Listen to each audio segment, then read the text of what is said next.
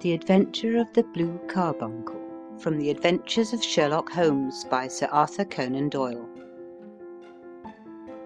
I had called upon my friend Sherlock Holmes upon the second morning after Christmas, with the intention of wishing him the compliments of the season. He was lounging upon the sofa in a purple dressing-gown, a pipe-rack within his reach upon the right, and a pile of crumpled morning papers, evidently newly studied, near at hand. Beside the couch was a wooden chair, and on the angle of the back hung a very seedy and disreputable hard felt hat, much the worse for wear, and cracked in several places. A lens and a forceps lying on the seat of the chair suggested that the hat had been suspended in this manner for the purpose of examination. "You are engaged," said I. "Perhaps I interrupt you." "Not at all. I am glad to have a friend with whom I can discuss my results. The matter is a perfectly trivial one." He jerked his thumb in the direction of the old hat. "But there are points in connection with it which are not entirely devoid of interest, and even of instruction." I seated myself in his armchair and warmed my hands before his crackling fire, for a sharp frost had set in, and the windows were thick with the ice crystals. "I suppose," I remarked, "that, homely as it looks, this thing has some deadly story linked on to it, that it is the clue which will guide you in the solution of some mystery and the punishment of some crime." "No, no, no crime," said Sherlock Holmes, laughing.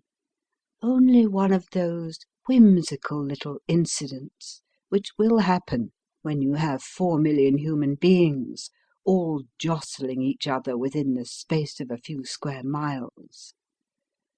Amid the action and reaction of so dense a swarm of humanity, every possible combination of events may be expected to take place, and many a little problem will be presented which may be striking and bizarre without being criminal. We have already had experience of such."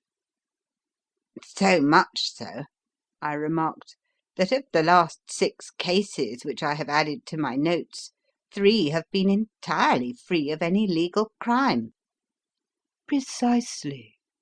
You allude to my attempt to recover the Irene Adler papers, to the singular case of Miss Mary Sutherland, and to the adventure of the man with the twisted lip. Well, I have no doubt that this small matter will fall into the same innocent category. You know Peterson, the commissionaire?" "Yes." "It is to him that this trophy belongs." "It is his hat." No, no, he found it. Its owner is unknown.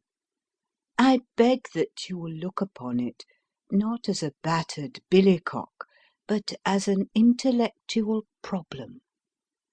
And first, as to how it came here. It arrived upon Christmas morning, in company with a good fat goose, which is, I have no doubt, roasting at this moment in front of Peterson's fire. The facts are these. About 4 o'clock on Christmas morning, Peterson, who, as you know, is a very honest fellow, was returning from some small jollification, and was making his way homeward down Tottenham Court Road. In front of him he saw in the gaslight a tallish man, walking with a slight stagger, and carrying a white goose slung over his shoulder. As he reached the corner of Goodge Street, a row broke out between this stranger and a little knot of roughs. One of the latter knocked off the man's hat, on which he raised his stick to defend himself, and swinging it over his head, smashed the shop window behind him.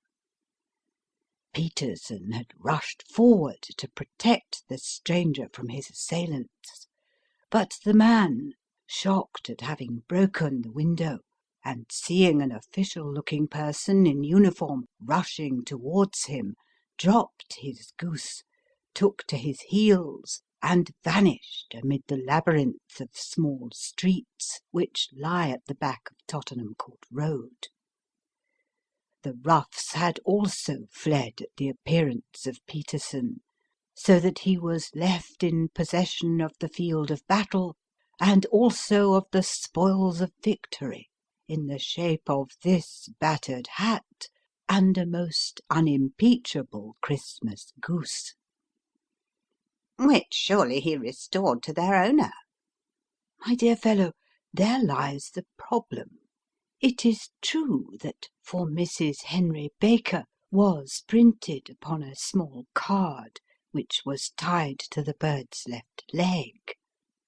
And it is also true that the initials H.B. are legible upon the lining of this hat. But as there are some thousands of Bakers, and some hundreds of Henry Bakers in this city of ours, it is not easy to restore lost property to any one of them. What then did Peterson do? He brought round both hat and goose to me on Christmas morning, knowing that even the smallest problems are of interest to me. The goose we retained until this morning, when there were signs that, in spite of the slight frost, it would be well that it should be eaten without unnecessary delay. Its finder has carried it off, therefore, to fulfil the ultimate destiny of a goose, while I continue to retain the hat of the unknown gentleman who lost his Christmas dinner. Did he not advertise? No. Then what clue could you have as to his identity? Only as much as we can deduce. From his hat? Precisely. But you are joking. What can you gather from this old battered felt?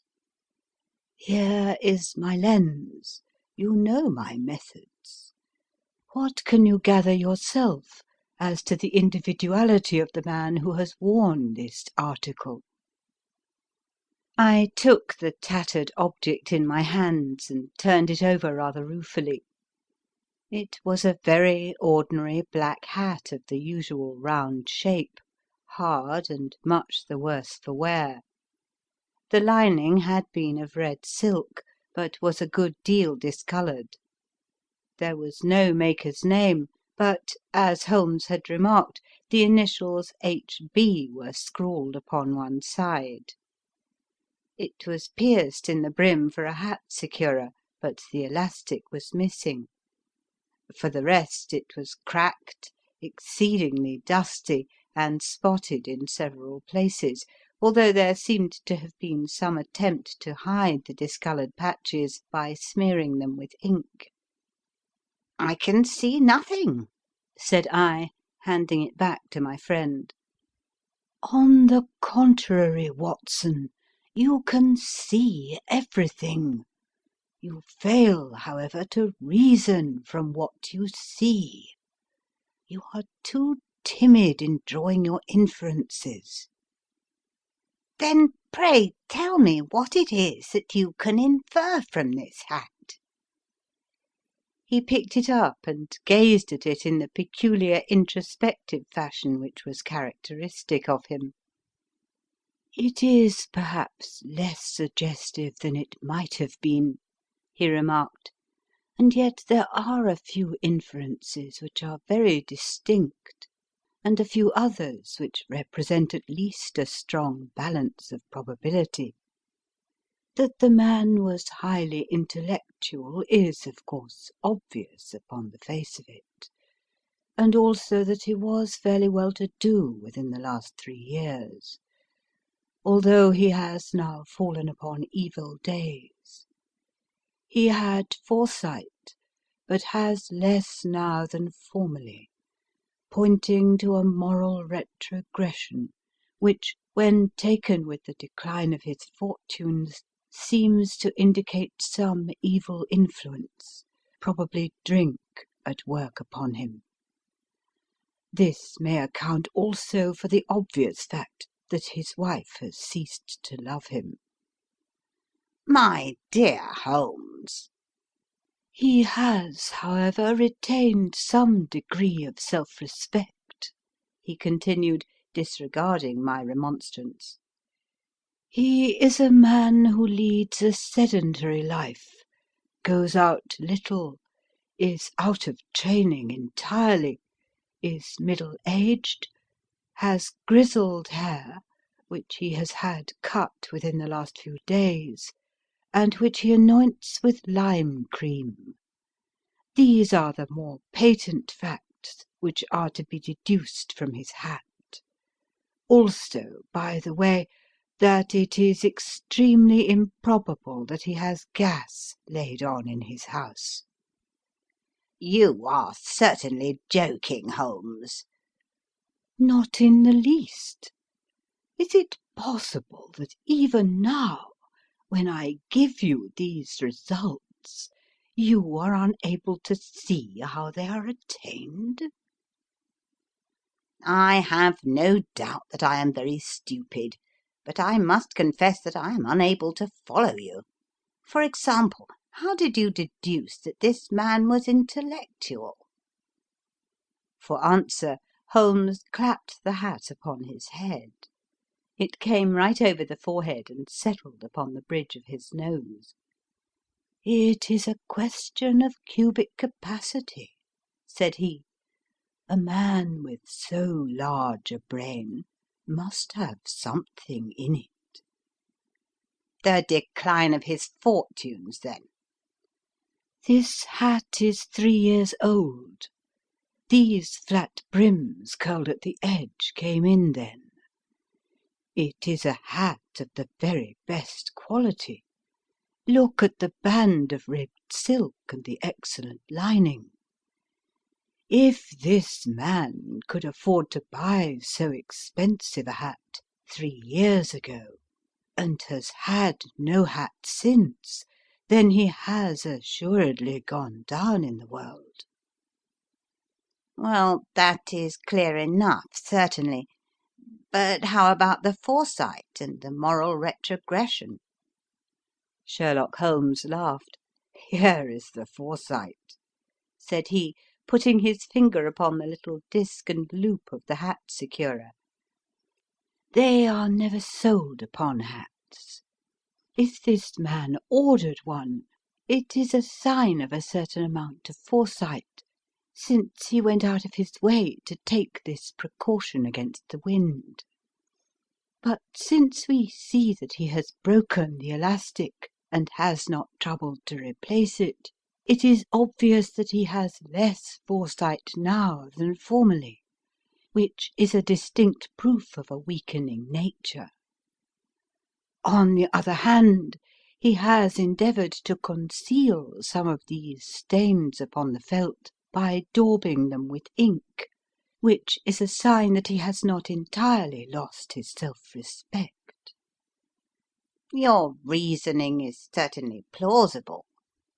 The further points, that he is middle-aged, that his hair is grizzled, that it has been recently cut, and that he uses lime cream, are all to be gathered from a close examination of the lower part of the lining.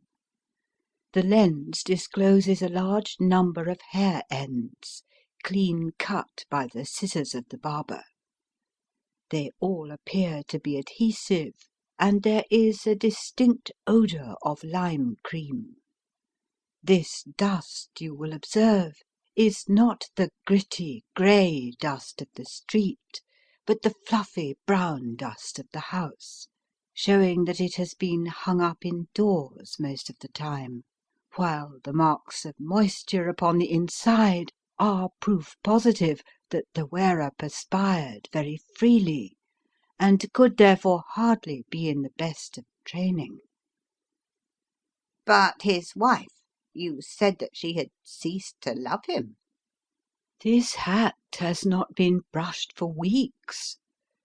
When I see you, my dear Watson, with a week's accumulation of dust upon your hat, and when your wife allows you to go out in such a state, I shall fear that you also have been unfortunate enough to lose your wife's affection. But he might be a bachelor. Nay, he was bringing home the goose as a peace offering to his wife. Remember the card upon the bird's leg. You have an answer to everything. But how on earth do you deduce that the gas is not laid on in his house?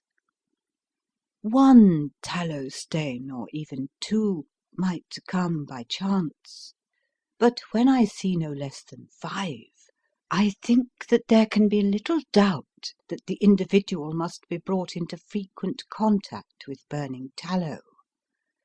Walks upstairs at night, probably with his hat in one hand and a guttering candle in the other. Anyhow, he never got tallow stains from a gas jet. Are you satisfied? Well, it is very ingenious, said I, laughing. But since, as you said just now, there has been no crime committed, and no harm done save the loss of a goose, all this seems to be rather a waste of energy. Sherlock Holmes had opened his mouth to reply when the door flew open, and Peterson, the commissionaire, rushed into the apartment with flushed cheeks and the face of a man who is dazed with astonishment. "The goose, Mr. Holmes! The goose, sir!" he gasped. Eh? What of it, then?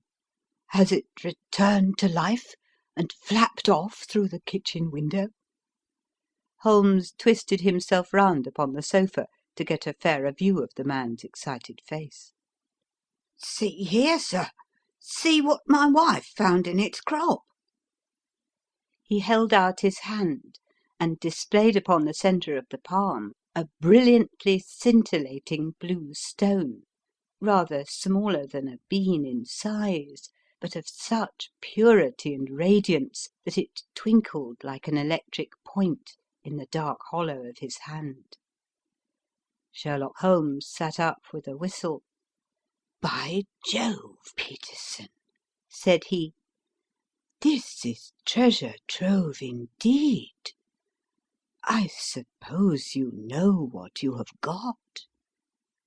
"A diamond, sir, a precious stone. It cuts into glass as though it were putty." "It's more than a precious stone. It is the precious stone." "Not the Countess of Morcar's Blue Carbuncle?" I ejaculated. "Precisely so. I ought to know its size and shape, seeing that I have read the advertisement about it in the Times every day lately.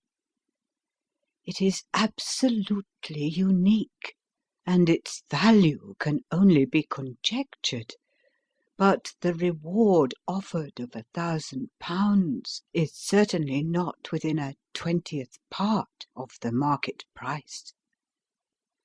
£1,000! Great Lord of mercy!"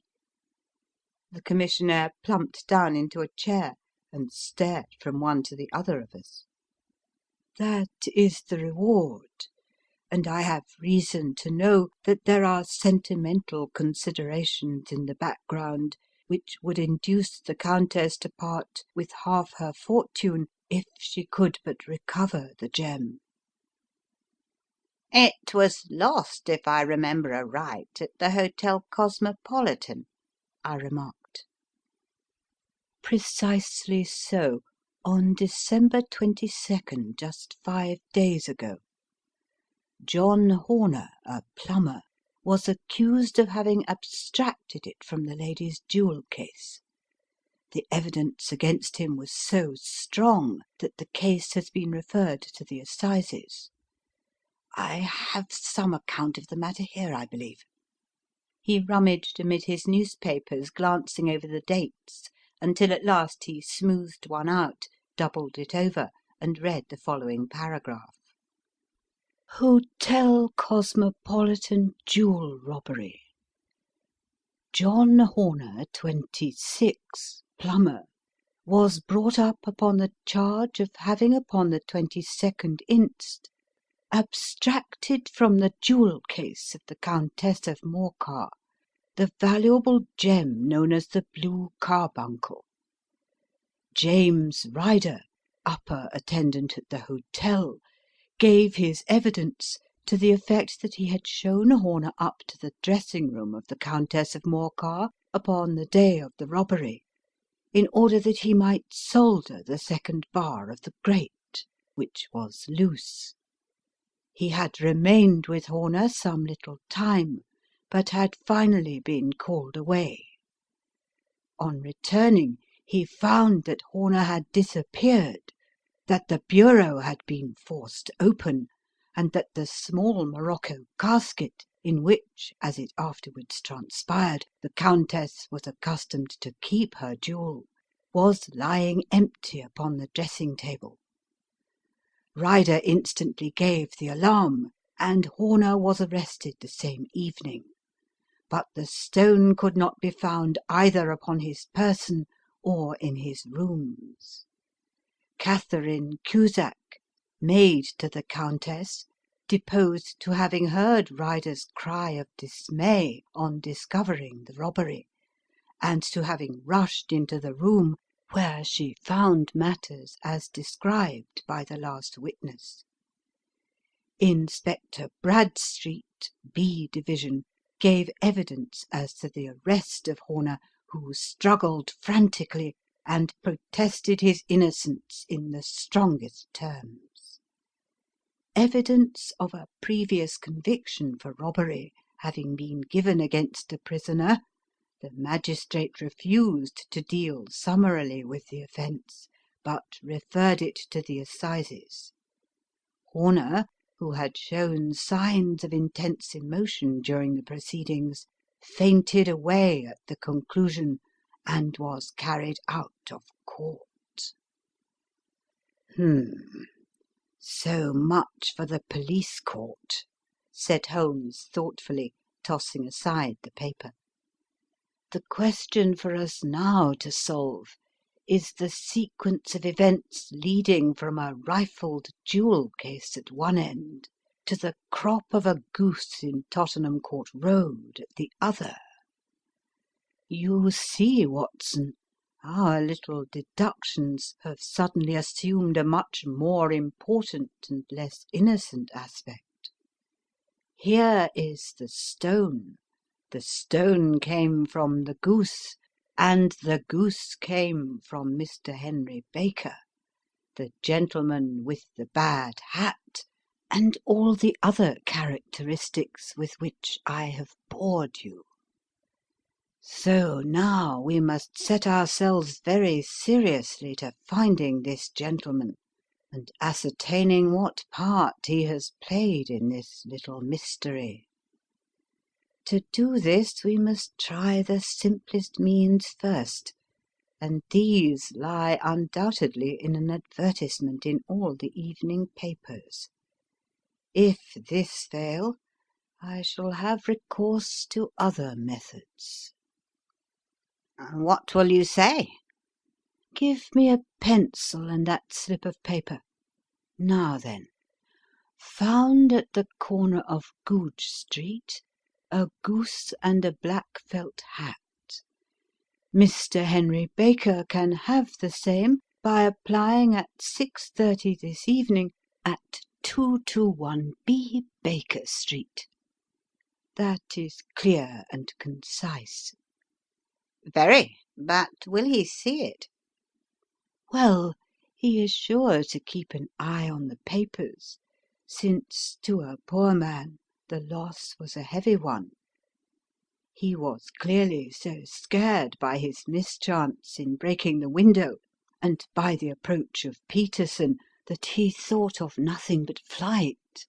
But since then he must have bitterly regretted the impulse which caused him to drop his bird. Then again the introduction of his name will cause him to see it, for everyone who knows him will direct his attention to it. Here you are, Peterson. Run down to the advertising agency and have this put in the evening papers." In which, sir? "Oh, in the Globe, Star, Pall Mall, St. James's, Evening News, Standard, Echo, and any others that occur to you." Very well, sir. And this stone? "Ah, yes. I shall keep the stone. Thank you. And I say, Peterson, just buy a goose on your way back and leave it here with me, for we must have one to give to this gentleman in place of the one which your family is now devouring." When the commissionaire had gone, Holmes took up the stone and held it against the light. "It's a bonny thing," said he. "Just see how it glints and sparkles. Of course it is a nucleus and focus of crime. Every good stone is. They are the devil's pet baits. In the larger and older jewels, every facet may stand for a bloody deed. This stone is not yet 20 years old. It was found in the banks of the Amoy River in southern China, and is remarkable in having every characteristic of the carbuncle, save that it is blue in shade instead of ruby red. In spite of its youth, it has already a sinister history. There have been 2 murders, a vitriol throwing, a suicide, and several robberies brought about for the sake of this 40-grain weight of crystallized charcoal. Who would think that so pretty a toy would be a purveyor to the gallows and the prison? I'll lock it up in my strong box now, and drop a line to the Countess to say that we have it." Do you think that this man Horner is innocent? "I cannot tell."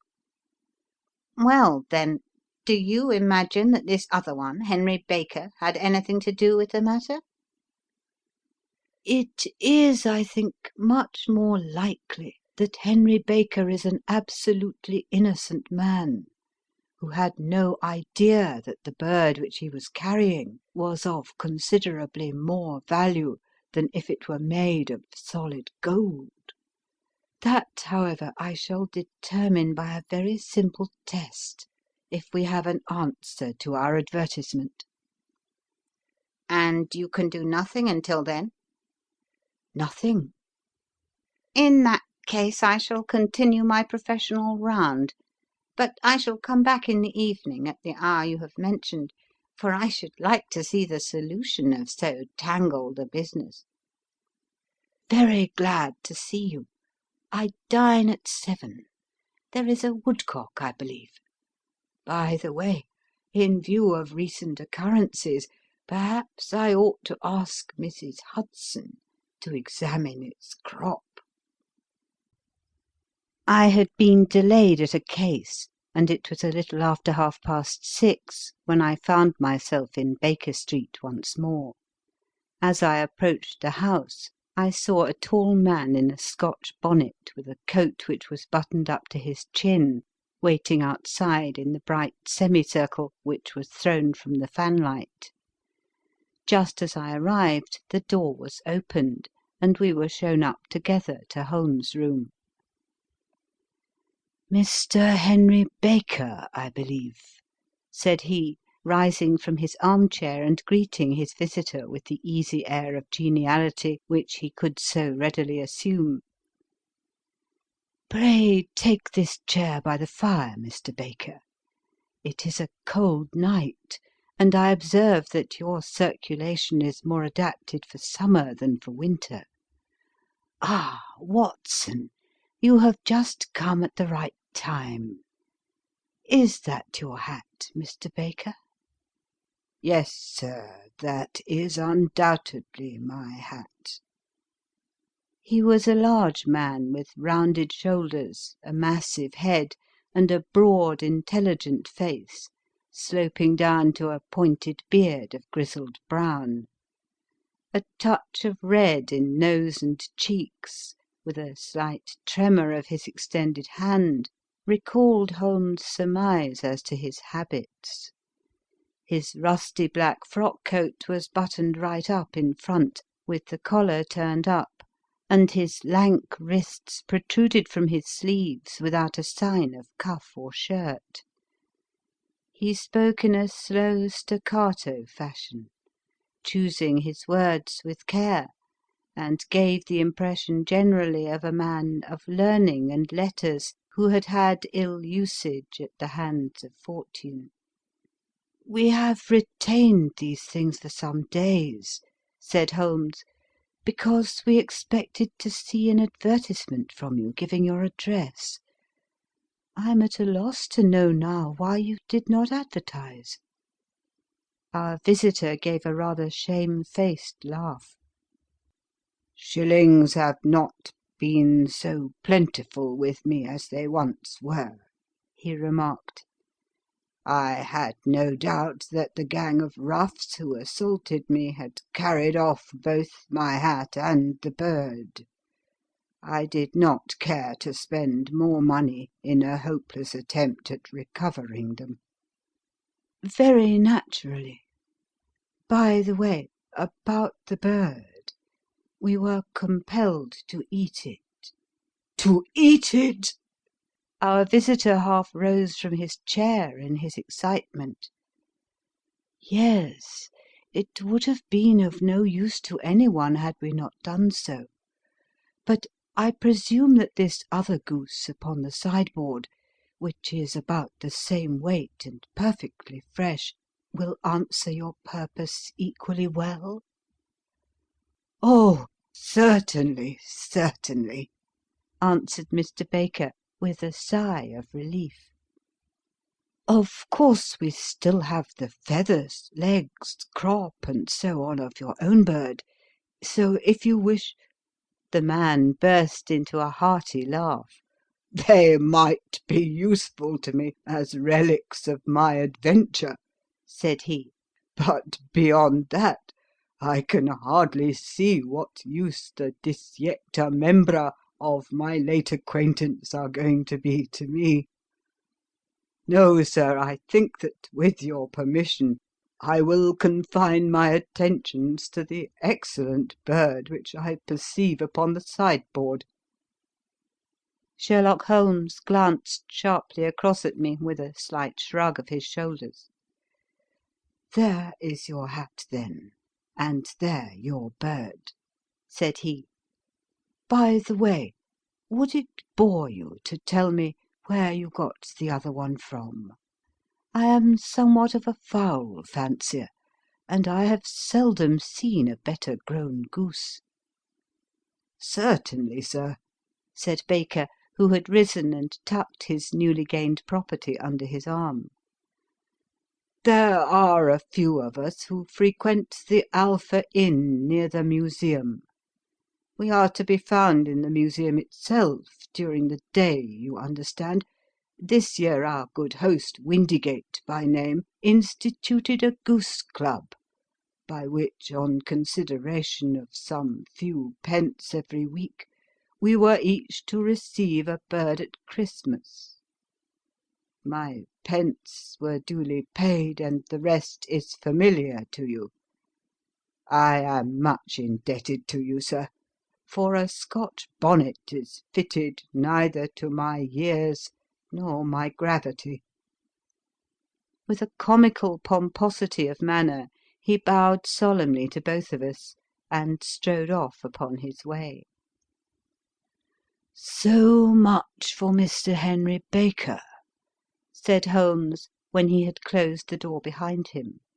"It is quite certain that he knows nothing whatever about the matter. Are you hungry, Watson?" "Not particularly." "Then I suggest that we turn our dinner into a supper, and follow up this clue while it is still hot." "By all means." It was a bitter night, so we drew on our ulsters and wrapped cravats about our throats. Outside the stars were shining coldly in a cloudless sky, and the breath of the passers-by blew out into smoke like so many pistol shots. Our footfalls rang out crisply and loudly as we swung through the Doctors' Quarter, Wimpole Street, Harley Street, and so through Wigmore Street into Oxford Street. In a quarter of an hour we were in Bloomsbury at the Alpha Inn, which is a small public house at the corner of one of the streets which runs down into Holborn. Holmes pushed open the door of the private bar and ordered 2 glasses of beer from the ruddy-faced, white-aproned landlord. "Your beer should be excellent if it is as good as your geese," said he. "My geese?" The man seemed surprised. "Yes, I was speaking only half an hour ago to Mr. Henry Baker, who was a member of your goose club." "Oh, yes, I see. But you see, sir, them's not our geese." "Indeed? Whose, then?" "Well, I got the 2 dozen from a salesman in Covent Garden." "Indeed? I know some of them. Which was it?" "Breckenridge is his name." "Ah, I don't know him. Well, here's your good health, landlord, and prosperity to your house. Good night." "Now for Mr. Breckenridge," he continued, buttoning up his coat as we came out into the frosty air. "Remember, Watson, that though we have so homely a thing as a goose at one end of this chain, we have at the other a man who will certainly get 7 years' penal servitude unless we can establish his innocence. It is possible that our inquiry may but confirm his guilt, but in any case we have a line of investigation which has been missed by the police, and which a singular chance has placed in our hands. Let us follow it out to the bitter end. Faces to the south, then, and quick march." We passed across Holborn, down Endell Street, and so through a zigzag of slums to Covent Garden Market. One of the largest stalls bore the name of Breckenridge upon it, and the proprietor, a horsey-looking man with a sharp face and trim side whiskers, was helping a boy to put up the shutters. "Good evening.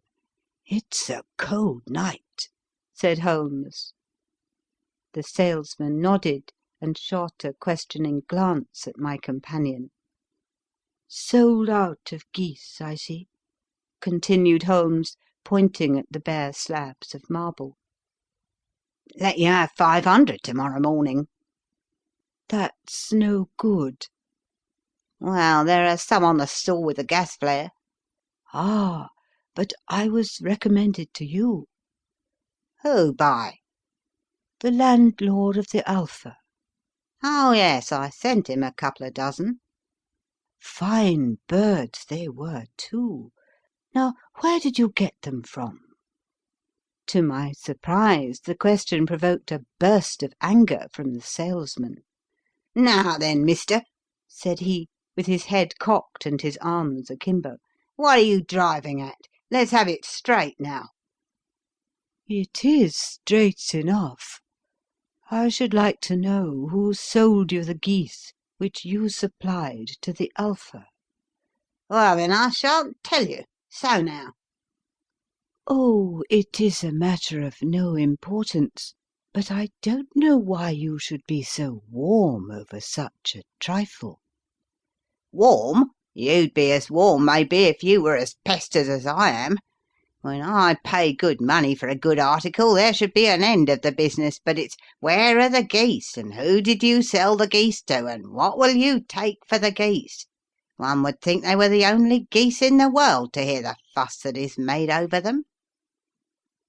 "Well, I have no connection with any other people who have been making inquiries," said Holmes carelessly. "If you won't tell us, the bet is off, that is all. But I'm always ready to back my opinion on a matter of fowls, and I have a fiver on it that the bird I ate is country bred."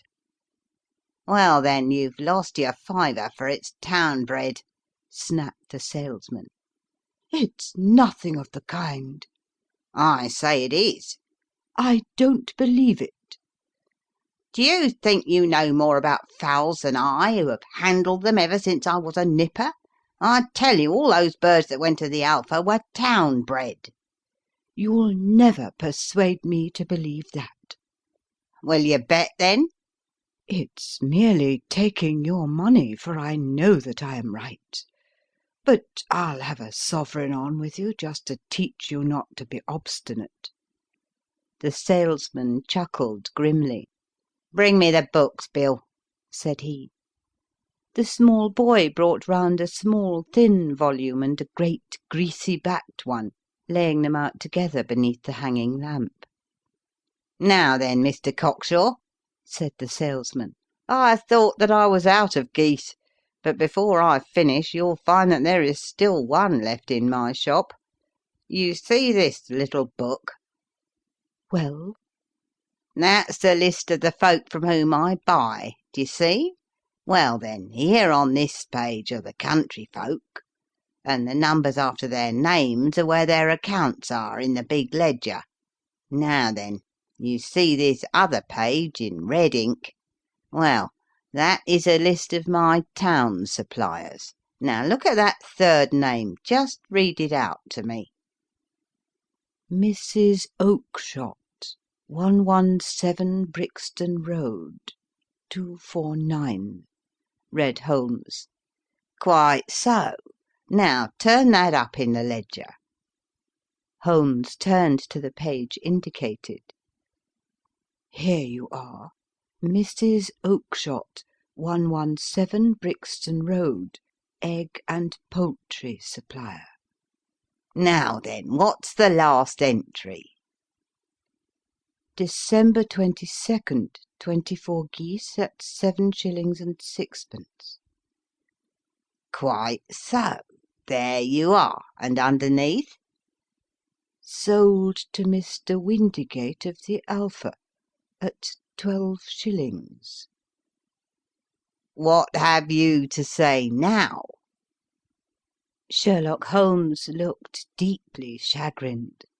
He drew a sovereign from his pocket and threw it down upon the slab, turning away with the air of a man whose disgust is too deep for words. A few yards off he stopped under a lamp-post and laughed in the hearty, noiseless fashion which was peculiar to him. "When you see a man with whiskers of that cut and the pink 'un protruding out of his pocket, you can always draw him by a bet," said he. "I dare say that if I had put £100 down in front of him, that man would not have given me such complete information as was drawn from him by the idea that he was doing me on a wager. Well, Watson, we are, I fancy, nearing the end of our quest, and the only point which remains to be determined is whether we should go on to this Mrs. Oakshott to-night, or whether we should reserve it for to-morrow. It is clear from what that surly fellow said that there are others beside ourselves who are anxious about the matter, and I should—" His remarks were suddenly cut short by a loud hubbub which broke out from the stall which we had just left. Turning round, we saw a little rat-faced fellow standing in the centre of the circle of yellow light which was thrown by the swinging lamp. while Breckenridge, the salesman, framed in the door of his stall, was shaking his fists fiercely at the cringing figure. "I've had enough of you and your geese," he shouted. "I wish you were all at the devil together. If you come pestering me any more with your silly talk, I'll set the dog at you. You bring Mrs. Oakshott here and I'll answer her. But what have you to do with it? Did I buy the geese off you?" "No, but one of them was mine all the same," whined the little man. "Well, then, ask Mrs. Oakshott for it." "She told me to ask you." "Well, you can ask the King of Prussia for all I care. I've had enough of it. Get out of this." He rushed fiercely forward, and the inquirer flitted away into the darkness. "Ha! This may save us a visit to Brixton Road," whispered Holmes. "Come with me, and we will see what is to be made of this fellow." Striding through the scattered knots of people who lounged round the flaring stalls, my companion speedily overtook the little man and touched him upon the shoulder. He sprang round, and I could see in the gaslight that every vestige of colour had been driven from his face. "Who are you, then? What do you want?" he asked in a quavering voice. "You will excuse me," said Holmes blandly, "but I could not help overhearing the questions which you put to the salesman just now. I think that I could be of assistance to you." "You? Who are you? How could you know anything of the matter?" "My name is Sherlock Holmes. It is my business to know what other people don't know." "But you can know nothing of this." "Excuse me, I know everything of it. You are endeavouring to trace some geese which were sold by Mrs. Oakshott of Brixton Road to a salesman named Breckenridge, by him in turn to Mr. Windigate of the Alpha, and by him to his club, of which Mr. Henry Baker is a member." "Oh, sir, you are the very man whom I have longed to meet," cried the little fellow with outstretched hands and quivering fingers. "I can hardly explain to you how interested I am in this matter." Sherlock Holmes hailed a four-wheeler which was passing. "In that case we had better discuss it in a cosy room rather than in this wind-swept market-place," said he. "But pray tell me, before we go farther, who it is that I have the pleasure of assisting." The man hesitated for an instant. "My name is John Robinson," he answered with a sidelong glance. "No, no, the real name," said Holmes sweetly. "It is always awkward doing business with an alias." A flush sprang to the white cheeks of the stranger. "Well, then," said he, "my real name is James Ryder." "Precisely so. Head attendant at the Hotel Cosmopolitan. Pray step into the cab, and I shall soon be able to tell you everything which you would wish to know." The little man stood glancing from one to the other of us with half-frightened, half-hopeful eyes, as one who is not sure whether he is on the verge of a windfall or of a catastrophe.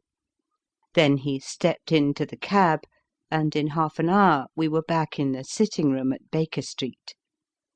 Nothing had been said during our drive, but the high, thin breathing of our new companion and the claspings and unclaspings of his hands spoke of the nervous tension within him. "Here we are," said Holmes cheerily as we filed into the room. "The fire looks very seasonable in this weather. You look cold, Mr. Ryder. Pray take the basket chair. I will just put on my slippers before we settle this little matter of yours. Now then, You want to know what became of those geese. Yes, sir. Or rather, I fancy, of that goose. It was one bird, I imagine, in which you were interested, white with a black bar across the tail. Ryder quivered with emotion. Oh, sir, he cried, can you tell me where it went to? It came here. Here? Yes, and a most remarkable bird it proved. I don't wonder that you should take an interest in it. It laid an egg after it was dead. The bonniest, brightest little blue egg that ever was seen. I have it here in my museum. Our visitor staggered to his feet and clutched the mantelpiece with his right hand. Holmes unlocked his strong-box and held up the Blue Carbuncle, which shone out like a star, with a cold, brilliant, many-pointed radiance. Ryder stood glaring with a drawn face, uncertain whether to claim or to disown it. The game's up, Ryder, said Holmes quietly. Hold up, man, or you'll be into the fire. Give him an arm back into his chair, Watson. He's not got blood enough to go in for felony with impunity. Give him a dash of brandy. So. Now he looks a little more human. What a shrimp it is, to be sure. For a moment he had staggered and nearly fallen, but the brandy brought a tinge of colour into his cheeks, and he sat staring with frightened eyes at his accuser.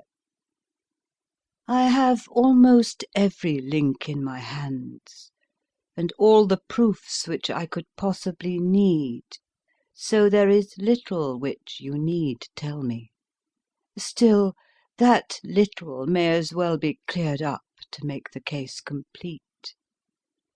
You had heard, Ryder, of this blue stone of the Countess of Morcar's.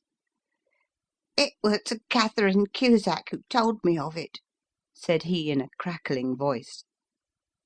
I see. Her ladyship's waiting maid. Well, the temptation of sudden wealth so easily acquired was too much for you, as it has been for better men before you. But you were not very scrupulous in the means you used. It seems to me, Ryder, that there is the making of a very pretty villain in you. You knew that this man Horner, the plumber, had been concerned in some such matter before, and that suspicion would rest the more readily upon him. What did you do then? You made some small job in my lady's room, you and your confederate Cusack, and you managed that he should be the man sent for. Then, when he had left, you rifled the jewel case, raised the alarm, and had this unfortunate man arrested. You then— Ryder threw himself down suddenly upon the rug and clutched at my companion's knees. For God's sake, have mercy! He shrieked. Think of my father, of my mother. It would break their hearts. I never went wrong before. I never will again, I swear it. I'll swear it on a Bible. Oh, don't bring it into court. For Christ's sake, don't. Get back into your chair, said Holmes sternly. It is very well to cringe and crawl now, but you thought little enough of this poor Horner in the dock for a crime of which he knew nothing. I will fly, Mr. Holmes. I will leave the country, sir. Then the charge against him will break down. We will talk about that. And now let us hear a true account of the next act. How came the stone into the goose, and how came the goose into the open market?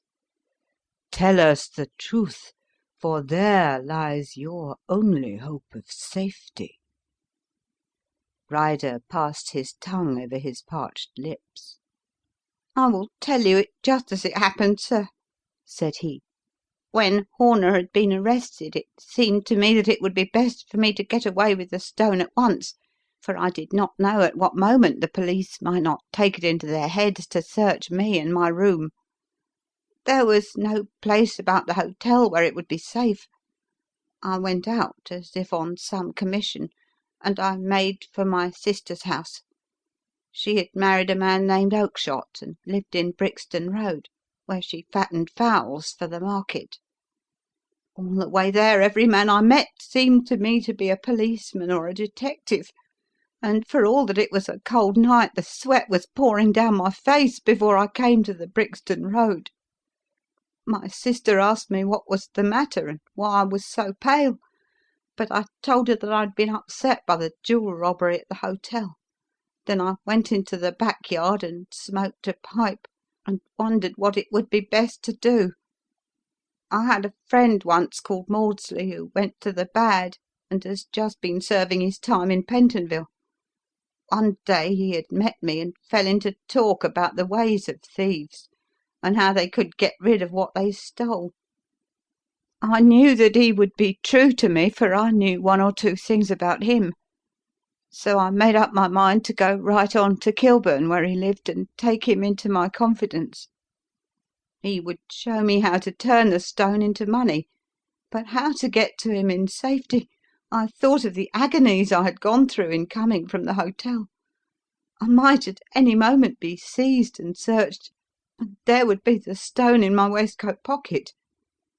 I was leaning against the wall at the time and looking at the geese which were waddling about round my feet, and suddenly an idea came into my head which showed me how I could beat the best detective that ever lived. My sister had told me some weeks before that I might have the pick of her geese for a Christmas present, and I knew that she was always as good as her word.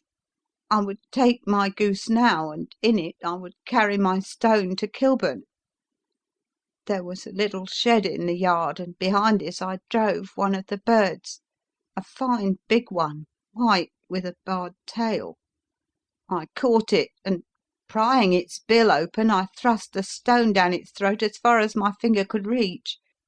The bird gave a gulp, and I felt the stone pass along its gullet and down into its crop. But the creature flapped and struggled, and out came my sister to know what was the matter. As I turned to speak to her, the brute broke loose and fluttered off among the others. "Whatever were you doing with that bird, Jem?" says she.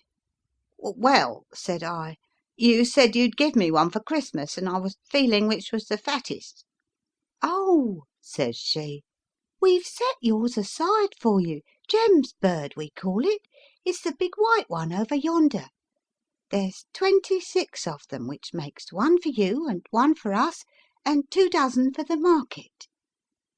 "Thank you, Maggie," says I, "but if it is all the same to you, I'd rather have that one I was handling just now." "The other is a good 3 pound heavier," said she, "and we fattened it expressly for you." "Never mind, I'll have the other, and I'll take it now," said I. "Oh, just as you like," said she, a little huffed. "Which is it you want, then?" "That white one with the barred tail, right in the middle of the flock." "Oh, very well. Kill it and take it with you." Well, I did what she said, Mr. Holmes, and I carried the bird all the way to Kilburn. I told my pal what I had done, for he was a man that it was easy to tell a thing like that to. He laughed until he choked, and we got a knife and opened the goose. My heart turned to water, for there was no sign of the stone, and I knew that some terrible mistake had occurred. I left the bird, rushed back to my sister's, and hurried into the backyard. There was not a bird to be seen there. "Where are they all gone, Maggie?" I cried. "Gone to the dealers, Jem." "Which dealers?" "Breckinridge of Covent Garden." "But was there another with a barred tail?" I asked. "The same as the one I chose?" "Yes, Jem, there were two barred-tailed ones, and I could never tell them apart." "Well, then, of course I saw it all, and I ran off as hard as my feet would carry me to this man Breckinridge, but he had sold the lot at once, and not one word would he tell me as to where they had gone. You heard him yourselves to night. Well, he has always answered me like that. My sister thinks that I am going mad. Sometimes I think that I am myself. And now I am myself a branded thief, without ever having touched the wealth for which I sold my character. God help me! God help me!" He burst into convulsive sobbing, with his face buried in his hands. There was a long silence, broken only by his heavy breathing and by the measured tapping of Sherlock Holmes' finger tips upon the edge of the table. Then my friend rose and threw open the door. "Get out," said he. "What, sir? Oh, heaven bless you!" "No more words. Get out." And no more words were needed. There was a rush, a clatter upon the stairs, the bang of a door, and the crisp rattle of running footfalls from the street. "After all, Watson," said Holmes, reaching up his hand for his clay pipe, "I am not retained by the police to supply their deficiencies.